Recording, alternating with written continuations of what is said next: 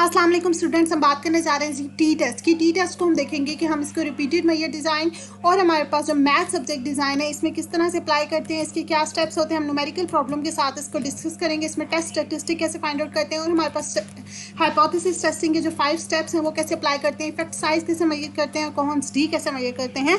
इन सब चीज़ों को हम डिस्कस करेंगे इस लेक्चर में। So let's start. First of all, हमारे पास रिपीटेड मैयर डिज़ाइन का मतलब क्या है? वो वाला डिज़ाइन जिसमें हमारे पास एक ही सैम्पल होता है, ठीक है, सेम ग्रुप ऑफ पीपल होते हैं जिन पर हम एक दफ़ा उनको मैयर करते हैं, डिपेंडेंट वेरिएबल उन पर एक दफ़ा मैयर करते हैं आईवी अप्लाई करके, ठीक है, और दूसरी बार हम उनमें डिपेंडेंट वेरिएबल को मैयर कर रहे होते हैं आईवी अप्लाई किए बगैर, ठीक है, इंडिपेंडेंट वेरिएबल अप्लाई किए बगैर।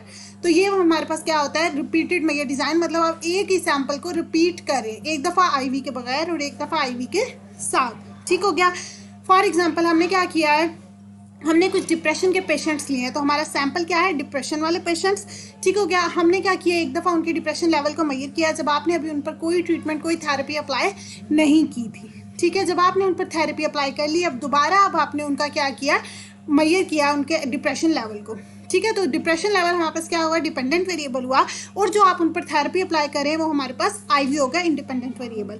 तो ये हमने क्या किया, एक रिपीटेड मैयर डिज़ाइन लिया जिसमें आप एक ही सैंपल पर क्या करें, एक दफ़ा आपने ट्रीटमेंट अप्लाई किया और उनके आईवी को चेक, उनके डीवी को चेक किया, डिप्रेशन को, ठीक है, और एक दफ़ा आपने उन पर ट्रीटमेंट अप्लाई नहीं किया था, थेरेपी अप्लाई नहीं की थी, और तब आपने उनका चेक किया, ठीक है। फिर हम उन दोनों को कंपेयर करते हैं और हम ये चेक करते हैं कि हमारे जो आईवी का है वो इन्फ्लुएंस आया है या नहीं आया है, ठीक है। दूसरी चीज़ होती है मैथ सब्जेक्ट डिज़ाइन, इसको हम बाद में डिस्कस करते हैं, ठीक है। फर्स्ट ऑफ ऑल हम उसकी बात करें रिपीटेड मैयर डिज़ाइन की। सपोज कहें हमारे पास ये एक्स, हमारे पास हैं कुछ इंडिविजुअल्स हैं, ठीक है, कितने हैं, 1 2 3 4 5 6 7, ठीक है, 7 नंबर ऑफ इंडिविजुअल्स हैं। इन पर आपने क्या किया है, डिप्रेशन के पेशेंट्स हैं, इनका आपने पहले डिप्रेशन लेवल मैयर किया, ठीक है, बिफोर अप्लाइंग डिप्रेशन टेक्निक। कोई आपने जो थेरेपी अप्लाई करनी है सब कुछ वो आपने अप्लाई किए बगैर फर्स्ट ऑफ ऑल उनका पहले डिप्रेशन को मैयर कर लिया, ठीक है, before intervention, before applying technique या ट्रीटमेंट जो भी था, ठीक हो गया, ये आ गया। लेकिन फिर आपने क्या किया, उन पर ट्रीटमेंट अप्लाई किया और फिर आपने उनका दोबारा आफ्टर ट्रीटमेंट अप्लाई किया, मैयर किया डिप्रेशन लेवल। तो ये डिप्रेशन लेवल है बिफोर ट्रीटमेंट और ये डिप्रेशन लेवल है आफ्टर ट्रीटमेंट। आपने डीवी को, डिपेंडेंट वेरिएबल को मैयर कर लिया। इंडिविजुअल्स वही हैं, ठीक हो गया। फॉर एग्जांपल यहाँ पर बिलाल का था, ये हमारे पास आया जो डीवी था, बिलाल का था 50, ठीक है। तो आफ्टर भी ये वाला जो 25 आया, ये भी बिलाल की बात हो रही है। सपोज ये किसी और पर्सन का था, तो जिसका भी था, फॉर एग्जांपल कोई जी पर्सन था, तो यहाँ पर भी जी पर्सन ही होगा। मतलब ये एक एक इंडिविजुअल की बात हो रही है कि इसमें इतना चेंज आया, इसमें इतना, इसमें इतना, इसमें इतना, ठीक हो गया। अच्छा जी, उसके बाद ये जो डाटा होता है ये हमें गिवन होता है एक्स और वाई का। उसके बाद अब हमने आगे फाइंड आउट करना है। अब हमने यहाँ से क्या करना है, डी फाइंड आउट करना है। डी का क्या मतलब है? Difference off score. आपने एक्स और वाई की वैल्यूज़ को आपस में माइनस करना है, ठीक है। 50 minus 25 25, 25 minus 15 10, 30 minus 20 10, 35 minus 20 15 and so on, ठीक है। फिर आपने क्या करना है, इसका सिग्मा ले लेना है। सिग्मा डी के लिए हम इन सबको प्लस करेंगे, हमारा आंसर आ गया 105। फिर आपने क्या करना है, डिफरेंस ऑफ स्कोर का स्केयर लेना है, इन सबका स्केयर लेते जाएं। 25 का स्केयर 625, 10 का स्केयर 100 एंड सो ऑन। तो हमारा सिग्मा डी स्केयर आ जाएगा 177 एंड 5। उसके बाद आपने क्या करना है, डी का मीन फाइंड आउट करना है। तो डी के मीन फाइंड आउट करने के लिए हमारा फॉर्मूला होता है sigma D divided by N, ठीक है। तो सिग्मा डी हमारे पास क्या आया 105 और एन हमारे पास कितना है 1 2 3 4 5 6 7, ठीक है। नंबर ऑफ इंडिविजुअल्स वो हमारे पास 7 है, तो 105 डिवाइडेड बाय 7, तो हमारे पास डी क्या आ जाएगा 15, ठीक है। मीन ऑफ डिफरेंस आ गया, ये मीन ऑफ डिफरेंस स्कोर। अच्छा जी, उसके बाद आपने क्या करना है, एसएस फाइंड आउट करना है। एसएस क्या होता है? सम ऑफ स्क्वायर डेविएशंस। अच्छा जी, एक और बात, अब यहाँ पर हम क्या करें, हमने मीन नहीं लिए, ठीक है। मतलब हम वो जिस तरह हम वो करते होते थे ना एक्स बार या वाई बार, हम वो सब नहीं करें, यहाँ पर हम डी के साथ डील करें। तो वो इसलिए करें कि यहाँ पर हम ओवरऑल ग्रुप की बात नहीं कर रहे, ठीक है। अगर आप यहाँ पर एक्स बार लें और वहाँ पर यहाँ पर आप वाई बार लें तो वो क्या होगा, वो पूरे ग्रुप का आ जाएगा, ठीक है। लेकिन यहाँ पर हम ग्रुप के साथ डील नहीं कर रहे, हम किसके साथ डील कर रहे हैं, हर इंडिविजुअल के साथ, ठीक है। हम ये एक एक इंडिविजुअल का देख रहे हैं कि हर किसी में कितना कितना डिफरेंस आया, और वो हर किसी का अलग अलग डिफरेंस हम देख रहे हैं, और वो हमें डी से पता चल रहा है कि हर किसी में इतना डिफरेंस आया। एक्स और वाई को मीन कंप्यूट करने में हमें कोई फ़ायदा नहीं, ठीक है, इसलिए हम उसको नहीं देख रहे। हम सारा काम जो करेंगे वो डी के साथ करेंगे, डी बार और वगैरह वगैरह, ठीक हो गया। उसके बाद हमारे पास एस एस का फॉर्मूला होता है यहाँ पर sigma D square minus sigma D whole square divided by N. Sigma D square हमारे पास है 117 177 एंड 5 एंड सिग्मा डी हमारे पास है 105। इसका आप होल स्केयर करें तो आंसर आता है 11025। एन हमारे पास 7 है तो डिवाइडेड बाय 7, इसका आंसर एस एस का आंसर आ जाएगा हमारे पास 200। ठीक हो गया। अच्छा जी, और उसके बाद हमारे पास वेरिएंस का फॉर्मूला होता है कि sum of square deviation divided by D F. तो जैसे कि आप देख रहे हैं कि यहाँ पर हम क्या करें, एक ही वेरिएबल अप्लाई करें। जिस टेस्ट में जो सा भी वेरिएबल अप्लाई हो रहा है, फॉर एग्जांपल इस तरह से हम करें कि जिस टेस्ट में भी डीएफ जो है वो n-1 है, किसी में n-2 आ रहा है, तो जो यहाँ पर अप्लाई किया जा रहा है उसी लिहाज से आपने उसको माइंड में रखना है। ठीक है। अब यहाँ पर जो T test repeated measure design है तो वहाँ पर हम डी एफ n-1 करें, बस इसका लॉजिक है कि यहाँ पर हमारे पास एक ही वेरिएबल हम अप्लाई कर रहे हैं। ठीक है। एक्स और वाई का नहीं सीन, मतलब दो वेरिएबल्स नहीं है, वेरिएबल एक ही है, तो n-1 आ गया हमारे पास। ठीक है। तो एस एस क्या है 200 आ गया। डी एफ हमने क्या किया n-1 किया। एन हमारे पास क्या था 7 था, तो n-1 हम कर देंगे तो हमारा आ जाएगा 6। ठीक है। तो एस एस 200 और डी एफ क्या आ गया 6। इन दोनों को आप डिवाइड करें तो 33.33 आ गया हमारे पास। ठीक हो गया। ये हमारे पास है वेरिएंस। और स्टैंडर्ड डिवीजन हम लेने के लिए क्या करते हैं, वेरिएंस का स्क्वायर रूट कर देते हैं। तो 33.33 का आप स्क्वायर रूट करेंगे तो हमारे पास आंसर आ जाएगा 5.77। ये आ गई हमारे पास स्टैंडर्ड डिवीजन। उसके बाद हम क्या करते हैं, टेस्ट स्टेटिस्टिक फाइंड आउट करते हैं। हम टी टेस्ट का फॉर्मूला लगाएंगे, T is equal to D bar minus mu D divided by standard error of D. ठीक हो गया। तो स्टैंडर्ड एरर ऑफ डी का हमारे पास फॉर्मूला होता है S D divided by under root N. ये एस डी जो है ये हमारे पास क्या है, स्टैंडर्ड डेविएशन है, जो कि हमने यहाँ पर ये स्टैंडर्ड डेविएशन हमने फाइंड आउट किया, तो वो क्या है 5.77। और हमारे पास एन कितना है टोटल 7। ठीक है। आपने याद रखना है कि जब डी एफ आ रहा है तो वो n-1 आ रहा है या कहीं पर n-2 आ जाएगा, लेकिन जो n है वो आपने टोटल ही रखना है, उसको आपने माइनस नहीं करना। जब यहाँ पर n आ रहा है तो पूरा का पूरा n लिखना है। ठीक है। टोटल n तो 7 है ना, 7 नंबर ऑफ इंडिविजुअल्स हैं। ठीक हो गया। 5.77 आ गया तो उसको हम अंडर रूट डिवाइडेड बाय 7 कर देंगे तो हमारे पास आ जाएगा answer. Standard error of D हमारे पास क्या आ गया 2.18। ठीक हो गया। उसके बाद आप इसको फॉर्मूला में पुट करें। डी मीन हमें पता है हमारा पीछे आ चुका था, क्या आया था 15 था, कहाँ पर आया था ये रहा। ठीक है। डी मीन हमारे पास आ गया था 15। उसके बाद हमारे पास यहाँ पर आ गया स्टैंडर्ड एरर ऑफ मीन, वो क्या है हमारे पास 2.18। अब ये यहाँ पर जो क्वेश्चन था वो क्या था, म्यू डी। ठीक है। म्यू डी को हमने क्या किया, 0 कर दिया। वो क्यों किया है, वो इस वजह से किया है कि जब हम हाइपोथेसिस बनाते हैं तो वो हमारे पास जो नल हाइपोथेसिस होती है वो हम कहते हैं कि mu D is equal to 0, कि मतलब जो भी इंटरवेंशन जो भी ट्रीटमेंट आपने अप्लाई किया है उससे कोई डिफरेंस नहीं आया पॉपुलेशन में। ठीक है। म्यू पॉपुलेशन को रिप्रेजेंट करिए, पॉपुलेशन के मीन को, डी डिफरेंस, कि मतलब आपके इंटरवेंशन से पॉपुलेशन में कोई डिफरेंस नहीं आया, डिफरेंस इज इक्वल टू 0। ठीक है। पॉपुलेशन के मीन में कोई डिफरेंस नहीं आया बिफोर या आफ्टर इंटरवेंशन, तो नल हाइपोथेसिस ये कह रही है। और ऑल्टरनेट कह रही है कि डिफरेंस आया है। ठीक है। तो नल हमेशा यही कहती है कि कोई कोरिलेशन, कोई आपके जो भी आपने थेरेपी इफेक्ट अप्लाई किया उसका कोई इफेक्ट नहीं है। तो इसने क्या कहा, mu D is equal to 0। तो अब हमें म्यू डी की वैल्यू चूंकि नहीं पता, हमने पॉपुलेशन से डिफरेंस मेजर नहीं किया, हम तो सैंपल से डील करें, तो इसलिए हम ये एज्यूम करते हैं कि हमारी जो ये नल हाइपोथेसिस है ये क्या कह रही है, ठीक कह रही है। हम एज्यूम कर लेते हैं कि हमारी नल हाइपोथेसिस ठीक है। तो जब हम ये एज्यूम करें कि नल हाइपोथेसिस ठीक है तो उसका क्या होगा कि mu D is equal to 0। ठीक है। तो इसलिए हमने म्यू डी की जगह पे क्या किया, 0 पुट कर दिया। ठीक हो गया। म्यू डी को हमने 0 ले लिया तो 15 माइनस 0 इज इक्वल टू 15, और ये हमारे पास टी का आंसर आ गया, टी टेस्ट का मेन पार्ट हमारा हो गया। अब हमने क्या करना है, जो हमारे 5 स्टेप्स होते हैं हाइपोथेसिस टेस्टिंग में उसमें इसको अप्लाई करना। तो हमने क्या किया, हमने इंटरवेंशन अप्लाई की थी तो हमने हाइपोथेसिस बना ली। एक तो ये नल के कोई इसमें इफेक्ट नहीं आ रहा थेरेपी का, दूसरा ये कि जो हमारी ऑल्टरनेट है वो ये कह रही है कि थेरेपी का इफेक्ट आ रहा है। ठीक है। और अब ऑल्टरनेट जो है आपको पता चल रहा है यहाँ से कि ये क्या है, 1 टेल्ड है। ठीक है। अगर mu D is not equal to 0 होता तो हमारी ऑल्टरनेट क्या होनी थी, 2 टेल्ड होनी थी। ठीक है। लेकिन ये क्या है कि mu D is greater than 0। जब चीज़ ग्रेटर देन 0 होती है तो वो क्या होती है, पॉजिटिव होती है। जब लेसर देन 0 होती है तो वो नेगेटिव होती है। तो ये क्या है, ग्रेटर देन 0, तो इससे ये पता चल रहा है कि पॉजिटिव है। ठीक है। रिलेशन पॉजिटिव आ रहा है कि बिफोर माइनस आफ्टर जो है वो पॉजिटिव आ रहा है। फॉर एग्जाम्पल बिफोर 50 था। ठीक है। पर्सन का पहले जो उसका डिप्रेशन लेवल था वो 50 था, लेकिन जब उसके ऊपर अप्लाई की गई थेरेपी तो उसका डिप्रेशन लेवल आ गया 25। तो आप 50 माइनस 25 करें तो आपका आंसर क्या आएगा, 25, और वो प्लस होगा, प्लस 25। ठीक हो गया। तो हमारा आंसर आ गया प्लस बिफोर माइनस आफ्टर। हम यही बात करें कि थेरेपी का पॉजिटिव इफेक्ट आ रहा है। ठीक हो गया। अगर नेगेटिव यहाँ पर होता तो अगर हम इस तरह करते हैं कि 25 माइनस 50 तो हमारा आंसर आना था -25। तो फिर हमारी अल्टरनेट होनी थी कि mu D is less than 0। यहाँ पर हमारे पास ये क्वेश्चन में हमें गिवन होगा कि आपका क्या होगी अल्टरनेट हाइपोथेसिस, ठीक है, वो हमें खुद बता देंगे। और फिर उससे मतलब हमें क्वालिटेटिवली बता रहे होंगे तो फिर हम उसको क्वांटिटेटिव में कन्वर्ट कर देंगे कि म्यू डी जो वो अगर आपको बताएंगे कि जो डिप्रेशन लेवल जो डीवी जो आ रहा है, डिफरेंस जो आ रहा है पॉपुलेशन के ऊपर, वो लेसर देन जीरो है या वो ग्रेटर देन जीरो, उसका पॉजिटिव इफेक्ट आ रहा है या नेगेटिव इफेक्ट आ रहा है। ठीक हो गया, तो ये हमने अल्टरनेट बना ली और ये हमने नल बना ली।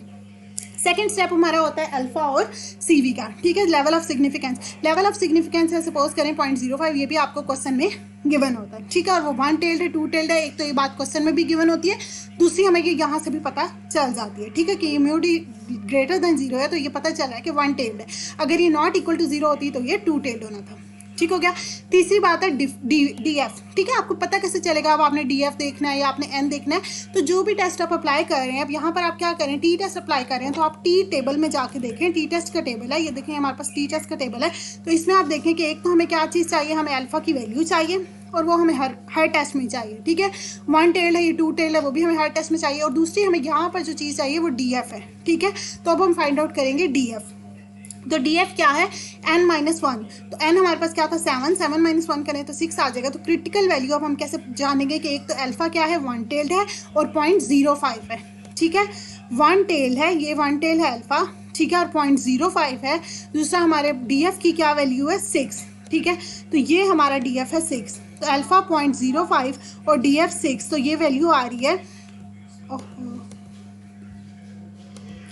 ये वैल्यू हमारे पास क्या आ रही है 6 अल्फ़ा, ये आ रही 0.1943, ठीक है, तो ये आ गई हमारे पास सीवी की वैल्यू 0.1943, और हमने इसके साथ पॉजिटिव क्यों लगाया, क्योंकि हमारी जो अल्टरनेट हाइपोथेसिस है वो क्या है, पॉजिटिव है, ठीक हो गया, वो ग्रेटर देन जीरो है, तो जो ग्रेटर देन जीरो तो हुई तो पॉजिटिव, अगर ये होती अल्टरनेट होती तो हम इसको नॉट इक्वल टू जीरो कह रहे होते, और ये यहाँ पर आ रही है 0.1943, पॉजिटिव 1943 थी, तो हमने सिर्फ पॉजिटिव एरिया को कलर किया, हमारा क्रिटिकल रीजन जो है वो सिर्फ यही है पॉजिटिव 1943, ठीक है। अब हम देखेंगे हमारे टेस्ट स्टैटिस्टिक का क्या आंसर आया था 6.88, जो हमने ऊपर मेजर किया 6.88, ठीक है। अब हम देखेंगे कि ये 6.88 हमारे ग्राफ में कहाँ पर लाई कर रहा है, तो ये 1 है, तो 2 3 4 5 6 ऑलमोस्ट यहाँ पर लाई कर रहा होगा, तो ये क्या कर रहा है, क्रिटिकल रीजन में जो रिजेक्शन रीजन है वहाँ पर लाई कर रहा है, ठीक हो गया। तो इसलिए क्या होगी कि हमारी जो नल हाइपोथेसिस है वो हम कहेंगे कि रिजेक्ट हो गई, क्योंकि 6.88 कहाँ लाई कर रहा है, रिजेक्शन रीजन में, ठीक है, ये एक्सेप्टेंस रीजन है, ये रिजेक्शन रीजन है,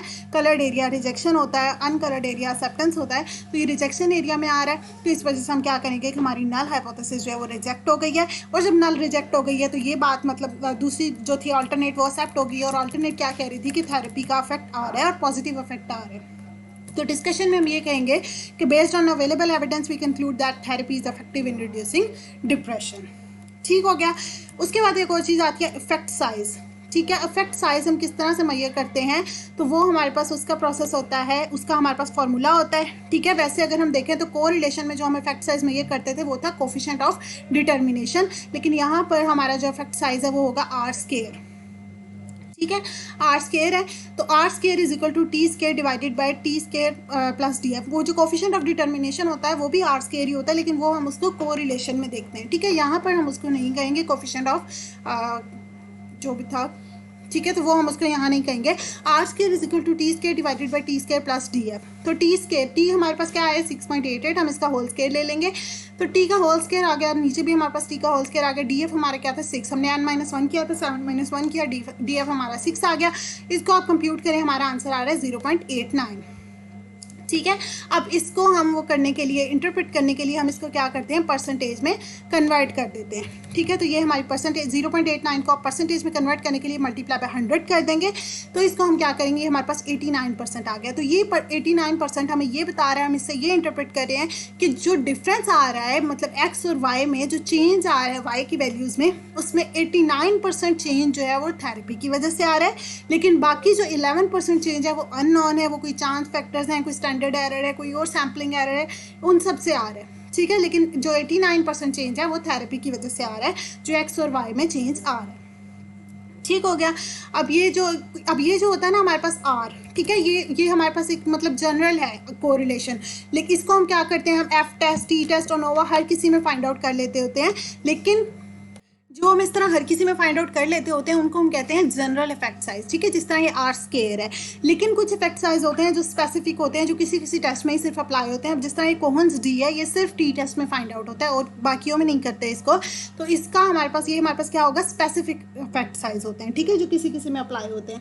तो यहाँ पर इसका क्या फॉर्मूला होता है कोहन्स डी का, mean difference divided by standard error. तो मीन डिफरेंस हमारे पास जो डी बार था वो क्या आया था 15, और स्टैंडर्ड डेविएशन हमारे पास आई थी 5.77। हमने ऊपर इसको मेजर किया था स्टैंडर्ड डेविएशन को, ये रही हमारे पास स्टैंडर्ड डेविएशन 5.77, ठीक है, और डी बार हमारे पास क्या आया था 15। तो हमने इन दोनों को क्या किया, उसमें पुट कर दिया, ठीक है। ये आ गया हमारे पास 2.60 कोहन्स डी की वैल्यू, ठीक है। और दूसरे कोहन्स डी के लिए जो सिंपल होता है हमारे पास, सिंपल सैम्पल टी टेस्ट होता है, उसमें कोहन्स डी का फॉर्मूला जो होता है वो x bar minus mu divided by S होता है, ठीक है। अब इसमें और हमारे पास जो दूसरा होता है टी, ठीक है, जो टी का फॉर्मूला है, टी का क्या फॉर्मूला होता है, sample statistic minus parameter divided by standard error, ठीक है। तो ये जो कोहन्स डी का फॉर्मूला है, ये भी आप देखें तो ये क्या है हमारे पास, स्टैटिस्टिक है, ये पैरामीटर है, डिवाइडेड बाय स्टैंडर्ड डेविएशन है, ठीक है। तो ये भी वही है, जो चीज़ आप सैम्पल से कंप्यूट करें वो क्या होती है, स्टैटिस्टिक, और जो आप पॉपुलेशन से कंप्यूट करें वो क्या होती है, म्यू। तो ये भी क्या बन रहा है, स्टैटिस्टिक माइनस पैरामीटर, ठीक है। जो डिफरेंस आ रहा है वो सिर्फ डिनोमिनेटर का आ रहा है। जो हमारे पास टी होता है उसमें डिनोमिनेटर में स्टैंडर्ड एरर आता है, और जो कोहन्स डी है उसके डिनोमिनेटर में स्टैंडर्ड डेविएशन आता है, ठीक है। ये मेन डिफरेंस आता है कोहन्स डी में और टी के फॉर्मूला में, ठीक हो गया, टी टेस्ट स्टैटिस्टिक का जो फॉर्मूला होता है। That is all about it. नहीं, अभी हमारे पास एक रहता है मैच सैम्पलिंग डिज़ाइन। वो क्या होता है, ये देखिए फॉर एग्जांपल, अब मैथ सब्जेक्ट डिज़ाइन क्या होता है, 2 different samples but these different samples are matched on some key variables. हमारे पास जो होते हैं 2 सैम्पल्स होते हैं, लेकिन उन 2 सैम्पल्स में कुछ एक चीज़ का सेम होता है, मतलब एक की वेरिएबल होता है जो दोनों में सेम होता है, ठीक है। फॉर एग्जांपल हमने क्या किया, हमारे पास कुछ स्टूडेंट्स थे जिन पर हमने क्या किया, टीचिंग मेथडोलॉजी अप्लाई करनी थी, ठीक हो गया। टीचिंग मेथडोलॉजी अप्लाई करने के लिए हमने पहले उनको देखा, उनके IQ लेवल को, ठीक है। हमने क्या किया, स्टूडेंट्स जो थे फॉर एग्जांपल हमारे पास 20 स्टूडेंट्स थे, हमने क्या किया, उन सब के IQ लेवल को मेजर किया किसी भी इंस्ट्रूमेंट के जरिए, ठीक है, कोई स्केल वगैरह से हमने उनका IQ मेजर कर लिया। अब जो फर्स्ट 2 थे हमने पहले उनको एक को एक ग्रुप में डाल दिया, एक को एक ग्रुप में डाल दिया रैंडमली। फिर जो सेकंड 2 आए थे IQ में, जो मतलब 3rd और 4th नंबर पे आ रहे थे, वो भी एक को एक में डाल दिया, एक को एक में डाल दिया रैंडमली। इस तरह हमने क्या किया, उनके IQs को बैलेंस कर दिया। अब दोनों ग्रुप में बैलेंस्ड IQ चल रहे हैं, ठीक है, कुछ इधर हाई हैं, कुछ इधर हाई हैं, कुछ इधर लो हैं, कुछ इधर लो है, बराबर हो गए। IQ को आपने दोनों तरफ बैलेंस आउट कर दिया। अब इसमें मैच और की वेरिएबल क्या हुआ यहाँ पर, कि दोनों में IQ लेवल सेम आ रहा है, ठीक है, मतलब आपने एवरेज कर दिया दोनों तरफ IQ। तो ये हमारे पास एक मैच सैम्पल डिज़ाइन है कि जिसमें आपने उनको किसी एक वेरिएबल पर मैच कर दिया, ठीक है। तो अब फिर आप क्या करेंगे, आपने टीचिंग मेथडोलॉजी X अप्लाई की और टीचिंग मेथडोलॉजी Y अप्लाई की, ठीक है। फॉर एग्जांपल आपने जो X ग्रुप था, अब हम इसको देखते हैं, आपने जो X ग्रुप है इस पर टीचिंग मेथडोलॉजी X अप्लाई की, ठीक है, और जो Y ग्रुप था इस पर कोई मेथडोलॉजी अप्लाई नहीं की, ठीक है। इसमें कोई मेथडोलॉजी नहीं है, जो रैंडम जो चल रहा है रेगुलरली जो आप पढ़ा रहे हैं जिस अंदाज से वही है, और इसमें जो है वो आप टीचिंग मेथडोलॉजी अप्लाई कर रहे हैं, ठीक है। अब आपने ये 2 अलग अलग अब ग्रुप हो जाएंगे, ठीक है। ये हमारे पास क्या है, मैच्ड ग्रुप है, ये अब रिपीटेड ग्रुप नहीं है, ये मैच्ड ग्रुप है। तो इसमें आपने क्या किया, टीचिंग मेथडोलॉजी अप्लाई की और इसमें आपने जो रेगुलर चल रही है वही है, ठीक है। इसमें न्यू अप्लाई की है, इसमें नहीं की। तो फिर आप डिफरेंस देखेंगे तो इसमें क्या है, अच्छे स्कोर आ रहे हैं ज़्यादा जिनमें अप्लाई की है, और जिनमें नहीं की उनमें कम स्कोर आ रहे हैं। तो वही सारा काम बिल्कुल एग्जैक्टली हम उसी तरह से करेंगे इसमें भी, ठीक है। इसी तरह से फाइंड आउट करेंगे और फिर एंड में हम देखेंगे कि डिफरेंस जो आ रहा है वो पॉजिटिव है या नेगेटिव है। अब हमें फिर एंड में हम ये कंप्यूट करेंगे कि टीचिंग मेथड, यही सारा काम करेंगे एग्जैक्टली। और फिर हम एंड में कहेंगे कि टीचिंग मेथडोलॉजी से क्या हुआ, डिस्कशन में हम कहेंगे कि टीचिंग मेथडोलॉजी अप्लाई करने से हमें ये पता चल रहा है कि उसका अफेक्ट हो रहा है as compare to the regular teaching methodology, ठीक हो गया। जो आपने न्यू अप्लाई की है उसका अफेक्ट आ रहा है और जो आपकी प्रीवियस थी उसका अफेक्ट नहीं आ रहा। That is all about it. Thank you so much and अल्लाह हाफिज़।